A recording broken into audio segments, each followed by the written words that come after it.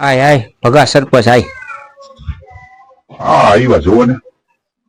એવું નહીં ભગા, કાલ તાર શેરીમાં કઈક ભગીઓ બગડાસટી બોલાવતા હતા, કઈક બાતતા કોકની હારે. શું માથાકૂટ હતી? એમાં એવું છે, ઓલી ટીડી ખોટી રહી ને, ટીડી ખોટી એની ભગીઓ રામાયણ કરતી હતી, માથાકૂટ ચાલતી હતી. ટીડી ખોટી હારે બાત હતી. ટીડી ખોટી કોણ? આને ખબર નથી ટીડી ખોટી, પણ હવે ઓલા ટીડા તાલપત્રી વાળા ઘરવાળી, એનું નામ ટીડી ખોટી છે. ટીડા તાલપત્રી વાળા ઘરવાળી.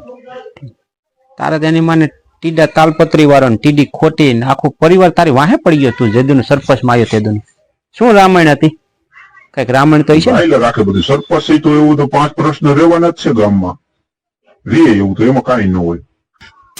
એમાં એવું છે કે ભગી બહુ શેરીમાં ઉભી હતી ને, કઈક ઓલા ચૂંટણી કાર્ડના કાગળિયા હાથું થઈને બધાને કઈક સલાહ દેતી હતી ને, તો એમાં ટીડી ખોટી ત્યાંથી નીકળીને તો ભગી બહુ ને કાકા મગજ વિનાની કીધી, મગજ વિનાની કે આ ભગી બહુ આ ભગી સરપંચ રહી ને મગજ વિનાની છે એમ કીધી.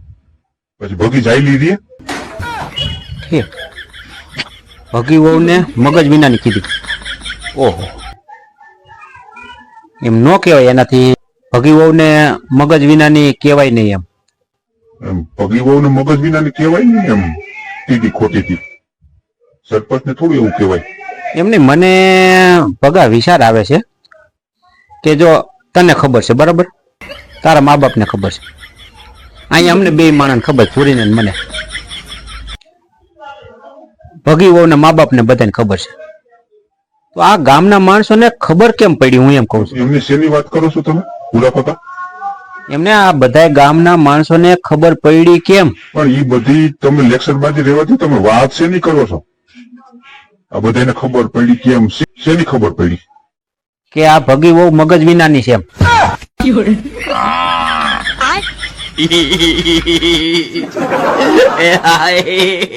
એ ભાગી